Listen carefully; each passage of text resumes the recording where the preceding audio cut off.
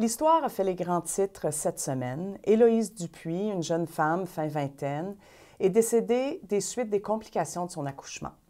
Elle aurait refusé une transfusion sanguine, étant membre de l'Organisation des témoins de Jéhovah. La presse en a beaucoup parlé, ça soulève vraiment des questions de fond. Pourquoi refuser une transfusion sanguine? Qu'est-ce que ça veut dire sur le plan religieux?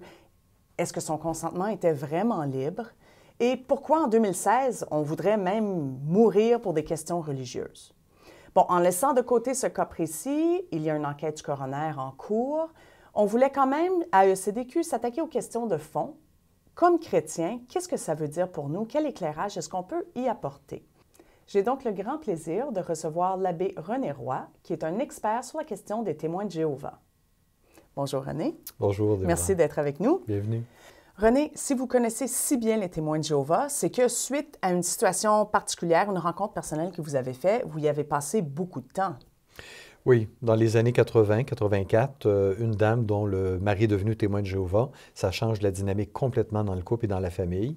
Alors, je vais fréquenter une salle du royaume durant plusieurs mois dans le but de faire un mémoire de maîtrise pour comprendre qui ils sont, leur doctrine, comment ça fonctionne, pourquoi les gens deviennent si convaincus en si peu de temps. Et ça va m'amener à donner beaucoup de conférences, à accompagner des gens qui veulent y entrer ou sortir de chez les témoins. Et puis, j'ai dit, tiens, je vais écrire un livre. Le livre n'est pas un mémoire de maîtrise, c'est un livre grand public qui reprend les grandes questions que tout le monde se pose. Pourquoi les enfants aux portes? Quoi faire si je suis invité chez eux? Mais le livre qui a été écrit en 1996 est toujours d'actualité. Il est intemporel parce que les témoins de Jéhovah, c'est un mouvement qui n'évolue pas. C'est toujours le même, avec les mêmes croyances, les mêmes techniques, les mêmes pratiques. Alors, on est content que vous repreniez un petit peu l'espace public avec nous aujourd'hui pour discuter de cette situation qui fait beaucoup couler d'encre, au fait. Les témoins de Jéhovah ne sont pas des chrétiens. Ils citent pourtant abondamment la Bible. Est-ce que c'est la même Bible que nous? Pour eux, Jésus, c'est un homme, une femme, c'est un humain comme vous et moi, qui est la démonstration que tout être humain peut obéir à toutes les lois qui sont inscrites dans la Bible, auxquelles Jéhovah demande d'obéir. Alors, Jésus, ce n'est pas un surhumain, il n'y a aucune divinité en lui. Est-ce qu'ils ont la même Bible? Essentiellement, ils ont le même texte, mais ils n'ont pas du tout la même interprétation. Alors d'abord, pourquoi refuser la transfusion de sang chez les témoins de Jéhovah? C'est une question qui a été longuement débattue, comme plusieurs autres.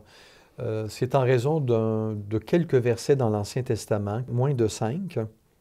On réfléchit à ça, du moins la direction des témoins de Jéhovah qui s'appelle le Collège central, la douzaine d'hommes à New York qui dirigent l'organisation. Ils en sont arrivés en 1945 à conclure que c'était une interdiction formelle de Jéhovah, après beaucoup de discussions. Ça, c'est en 1945, un peu après la Deuxième Guerre. Et ensuite, en 1960, l'interdiction du sang va devenir un motif d'exclusion. C'est très contesté à l'interne. Ça l'a toujours été, puis ça l'est encore aujourd'hui. Beaucoup de témoins écrivent régulièrement à leurs supérieurs, aux autorités jusqu'à New York, pour contester, pour dire, écoutez, malgré tout ce que vous m'avez expliqué, je ne comprends pas, je ne veux pas perdre ma femme éventuellement, mes enfants, mon mari. C'est un des points chauds à l'interne. Et c'est toujours les mêmes réponses qui sont données. Mais c'est quand même un point central de la foi parce qu'il y a une importance particulière accordée là, à ceux qui meurent parce qu'ils auraient refusé une transfusion. Oui.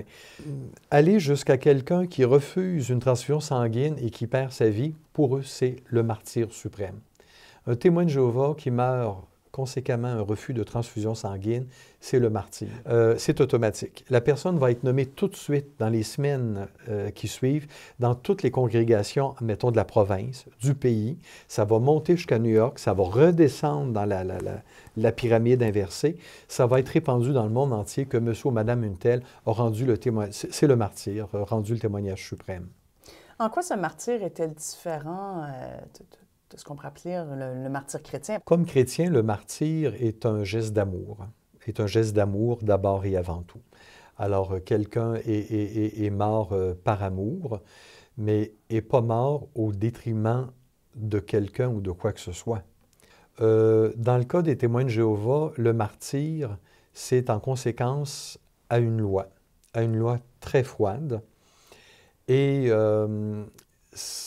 ça a des conséquences là, sur les personnes. Quelqu'un qui meurt suite à une transfusion, parce que c'est par amour, ça affecte toute une famille, ça affecte... Bon, on est dans deux univers complètement différents. Le témoin de Jéhovah qui meurt suite à une transfusion, un refus de transfusion, pour lui, c'est épouvantable à vivre, mais il sait, parce que c'est ça en quoi il croit, puis les témoins lui rappellent constamment, on se fait rappeler ça à la salle du royaume à toutes les semaines, que la fin du monde est pour demain matin. Et que si tu meurs là, c'est pas si grave que ça, parce qu'à la mort, il n'y a rien. Et très bientôt, tu vas être ressuscité pour 1000 ans, où tu vas avoir une belle maison, une belle voiture, le climat va être extraordinaire, il va faire soleil le matin, la nuit va être calme. Alors, si vous avez à mourir, c'est pas grave parce que très bientôt, vous allez retrouver la vie sur Terre et avec les témoins de Jéhovah que vous avez connus, entre autres. Si quelqu'un meurt et qu'un enfant est laissé seul, la mère est morte, l'enfant demeure seul, elle se fait dire, ton enfant, là, tu vas le retrouver très bientôt. C'est dur, là, mais très, très bientôt, tu le revois, le petit, là. Puis tu vas pouvoir l'élever, tu vas pouvoir continuer. La personne qui est hospitalisée, qui est malade, tout de suite, les anciens de la congrégation l'entourent pour lui rappeler que si jamais il y avait une transfusion, il faut la refuser. On rappelle les versets bibliques. Il apporte la tour de garde, il la glisse en dessous de l'oreiller, la revue Réveillez-vous. Et vont continuer à étudier avec elle à l'hôpital. Moi, j'ai déjà vu, personnellement, je peux en témoigner, du personnel infirmier médical qui ont mis dehors les témoins de Jéhovah de la chambre en disant « La personne, elle a besoin de repos ce soir. » Et je vous dis qu'ils ne sortent pas facilement parce qu'il faut protéger la brebis. C'est le rôle du troupeau de protéger la brebis. Alors, nous, comme chrétiens, comment est-ce qu'on se positionne face à ça? Qu'est-ce qu'on peut faire? Qu'est-ce qu'on doit penser? Quelle devrait être notre attitude? Quand on voit une nouvelle à la télévision qui peut nous heurter, comme le cas de la jeune dame où on ne connaît pas les détails, moi je dis toujours délicatesse et affection dans la fermeté. Puis c'est l'Évangile aussi, c'est Saint Paul aux Corinthiens, il y a la foi, l'espérance, la charité. La plus grande des trois, c'est la charité. Puis finalement, que ce soit témoin de Jéhovah ou pas, quand notre vie devient difficile, qu'elle devient fade, qu'elle devient vide, c'est parce qu'il y a un manque d'amour quelque part, il y a un manque de tendresse, il y a un manque d'attention.